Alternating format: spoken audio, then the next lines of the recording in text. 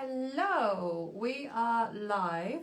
I had said earlier I was going to be doing a very different type of live today, where I am going to be asking my husband questions.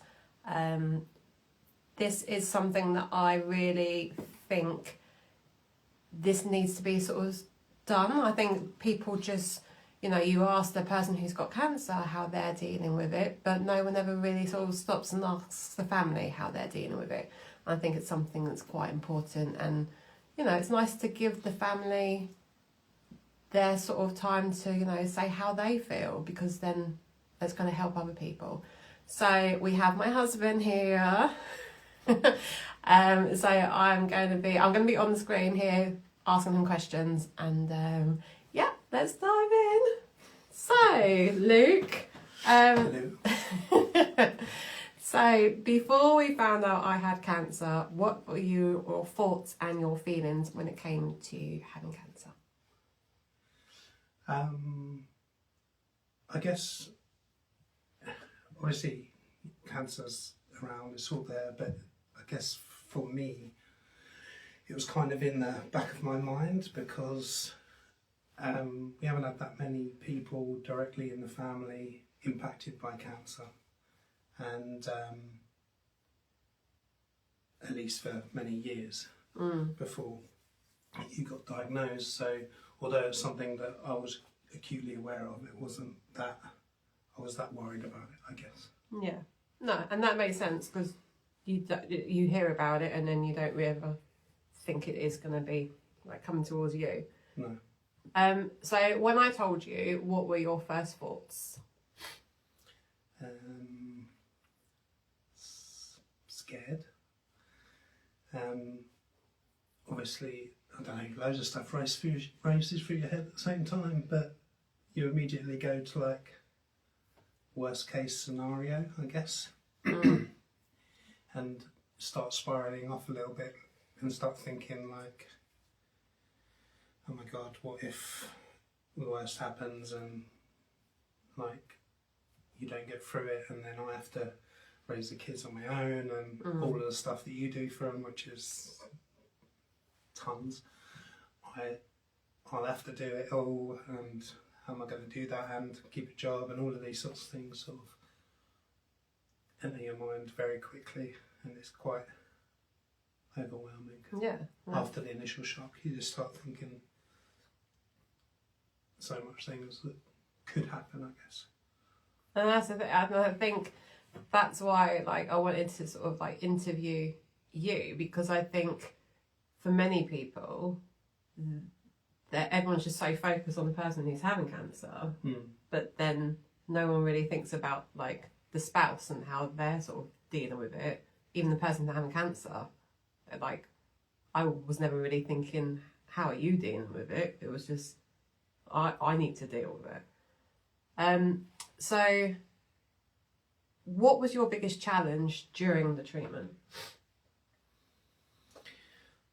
I guess trying to manage everything that you would normally do when you was getting daily treatment, travelling to London, so it was me having to juggle all of that, all of the kid commitments, and as well as trying to stay positive at the same time. So, it's just trying to do everything that you do. And again, it's something you don't, maybe you just take it for granted a little bit when you're just on a normal flow. But, Plus it was because the kids didn't know, so it wasn't no, so yeah, it's be open about it. Yeah, I can't remember, what did we say? We just said that I was having I was just having stuff done to my eye. Yeah. Because Elijah was just too young to even really, he saw the bandage over, but he never really.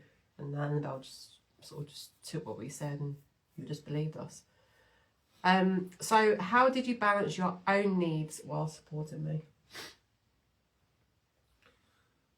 I don't think I did very well, to be honest. I just go through the motions, don't you, every day, and do what needs to be done, and I don't really think about my needs at the time. It's not something that's very good, very, it's not like there's a plan for if that happens. You just, so thinking about what my needs were wasn't really entering my mind, I guess. Plus, we didn't really like. I'm just thinking back to like the hospital appointments. Like the oncologist, like no one ever really sort of. There was no leaflet ever really sort of given to say, you know, how the spouse needs to like, you know, support for the spouse or support for how the spouse can support. Yeah, there was like nothing. Yeah. It was. There's no sort of guidance or anything on how I should help you or no. No. And I think that's something that I think they need to really look at. Yeah. So, did you feel supported by family and friends?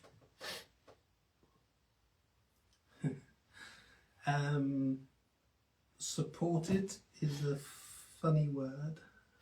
I don't think it describes. We was loved by family and friends, so obviously lots of people sent their love and gave us well wishes and stuff. But in terms of like support over the stage, I wouldn't say there was much of that, other than from like direct family. Because support, in my mind, it's helping with stuff and coming round regularly, like doing check-ins and stuff. So I wouldn't say overly supported. And how did this change your perspective on life? It changes it a lot, doesn't it? Because you just think, obviously, you beat it, which is great, but at the same time, as I mentioned earlier, you start thinking about worst case scenarios, and I start thinking about, well, what if I get cancer? Then what have I done with my life? Have I done everything I wanted to get? Have I got the family? Have I achieved the family goals I wanted to achieve? Am I in the right job? Do I enjoy my job? And all of these sorts of things. So you reevaluate a lot, I guess. And that's what's made you leave your office job. I haven't done the same yet. But this is the thing as well, and we do something every evening. I think Annabelle gets a bit annoyed about it, but every evening, like we go around the table and we say what you're grateful for. Yeah. Because like I want the kids to like realise how lucky they are, and so I think it's good that we sort of and we sort of like we try to like get our kids to realise, don't take life for granted because tomorrow is not promised. How do you think cancer affected our relationship? Do you think it made us stronger? Yeah, it definitely made us stronger, 100%. Because obviously it's like the saying, you don't know what you've got till it's gone, until you've lost it. And obviously we didn't lose it. It's here. It could have happened, and that only grew us closer and stronger, I think. Yeah. And I think that's the thing with cancer. I think that's the thing with anything. Like, it's either going to make you or break you, and it obviously didn't break us. And do you look at me differently after cancer, and if so, how? I would definitely look at you as a stronger, more independent woman to obviously go through what you went through and staying positive throughout the whole thing. And from day one you was like, I'm going to kick its butt sort of thing. And I guess I knew you were strong before that, but I guess I didn't really know how strong you were and how stubborn. Stubborn would be another word to describe it. But yeah, so I admire that a lot more. And just appreciation for everything that you did and do for us on a daily basis. I think though, I don't think I realised how strong I was. I don't think you do realise how strong you are until you Have to be. you have to be, yeah. It's like when people will say, like on here or wherever, oh, you're so brave, and it's like, well, I didn't have a choice. Like it was that, or Just lay down. or just let it, yeah, consume me. And it's like, well, no. And I think as well, because the kids didn't know, I think I felt that I couldn't just sort of wallow in self-pity, and like I had to just crack on and beat it, and then, yeah, just get on with life. Yeah. What advice would you give someone whose partner is going through cancer? I don't know. I don't know. Does it make me qualified to give advice just because I've It been a does. spouse or someone's got a problem? Because there's people out there who would want to have your advice as someone whose spouse has had cancer. Yeah, I think the hardest thing for me was through it was not knowing how to support you, really. Like, should I talk about it or not? Is it? I always thought like, oh, if I talk about it, then I don't want to. I should avoid the subject of cancer and not have to talk about it all the time, or don't raise it too many times, and just sort of like support you in other ways, like try and take burdens off you and stuff, rather than sitting down talking about it. And so I think my advice would be talk to your partner and find out, because everyone's different, how they want to be supported, because for some people it might be that they just want to ignore it, pretend nothing's happening while they get it sorted and try and get life back to normality. But then others might want to talk about it, might want to plan things, and Yeah, because that's the thing. I would have rather that you did talk about it. yeah, Because I was always, I think from get go, like I put it out on Facebook to all our friends. I was like, I've got cancer. And I'll tell people, like strangers, I've had cancer. I'm very open about it, and I think that would have helped me for you to like wanted to have those conversations, because then I felt then, because we didn't have those conversations, that I couldn't then bring it up. So it was then something that just didn't get spoken to about.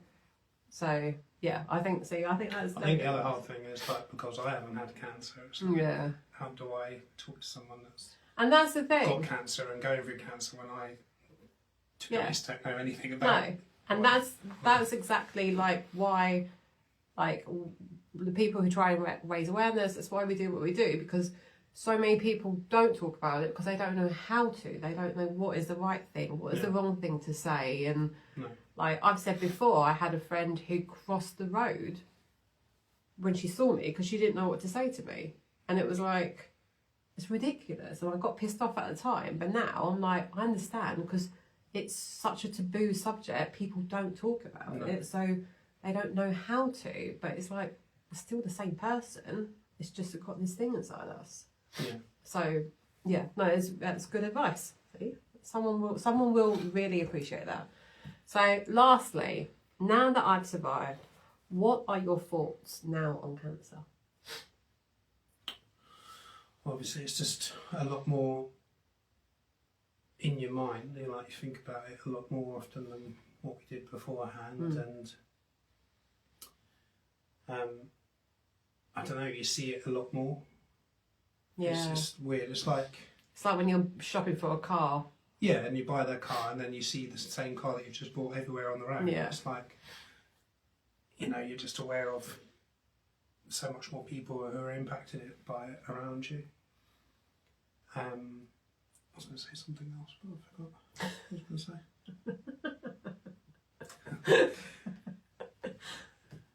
say. Yeah, it's weird. The other thing I was going to say was also because we have been impacted by it, and we've, touch wood, escaped it this round, or beat it this round. It also gives a bit of confidence and reassurance that if we were to get impacted again, that we can beat it, and it can be beaten, Mhm. and we would be going into it obviously a lot more prepared. Yeah. So there's also that in the back of the mind. Yeah. And that's why, like, because like Annabelle knows, but like our son Elijah, he doesn't know yet. But it's like, that's why I wanted her to know, because I want her to not associate cancer with death and to know that, you know, you can beat it, but yeah, that it is also out there. Right, there we go. See, was that so bad? Was that so bad? No, it wasn't. And also, the viewers comment on it. Also, I actually wanted to do it today because he won't have a Scooby-Doo, but it's 25 years ago that we first got together. So that's why I wanted to do it today as She well. makes up these dates. I don't fucking make it up. Whenever they're convenient. I do not. It's something that I forgot. But thank you very much for coming on. I know you didn't want to do it, but I really appreciate it. And there will be partners out there who will really appreciate it. So